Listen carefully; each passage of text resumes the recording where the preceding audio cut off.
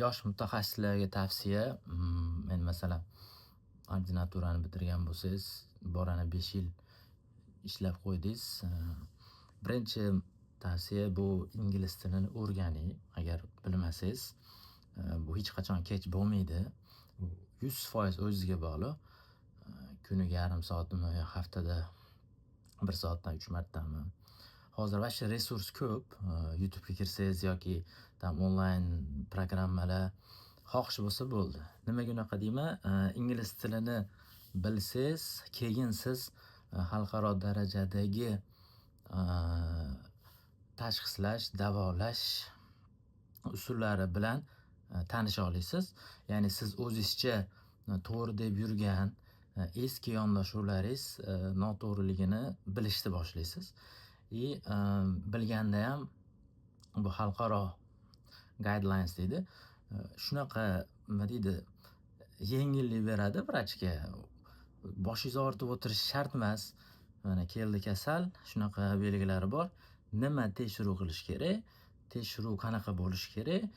Javobi chiqsa nima qilish kerak? Shu juda ham bir step by step berilganda, boshni ortib keraksiz tekshiruvlar, buni qilib ko'ring, buni berib ko'ring, unaqa narsa yo'q. Shuning uchun endi men kech bo'ldi, 40 ga kirdim, 30 ga kirdim, unaqa ketmaydi. Agar rostdan ham xalqimizga sifatli yordam ko'rsatmoqchi bo'lsangiz, ingliz tilini o'rganing.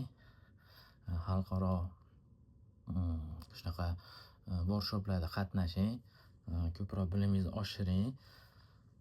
Bir marta qatnashganingizdan keyin bularni o'zini veb-saytlari bor, rassilka qiladi. Masalan, menda har hafta kamida 2-3 ta leksiyam bor onlayn. Yilda 3-4 marta chiqib o'zaro gaplash bor. Keyin informatsiya olaverganingizdan keyin уже oshib boraveradi. Demak, to'g'ri yo'lda ekanman, bu noto'g'ri ekan, buni o'zgartirish kerak, buni qilmaslik kerak. Shuning uchun ingliz tilini o'rganing. Hozirdan pul topaman, bir narsalar olaman, bunaqaga qiziqib ketmang. Siz o'zingiz ustida ko'proq ishlang, o'rganing, o'qing.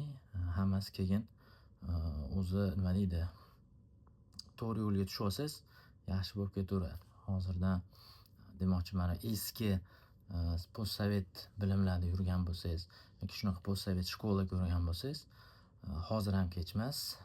Bitta nuqtani bosib, til o'rganib, 2-3 marta xalqaro workshoplarga qatnashing, keyin bilasiz mazasini.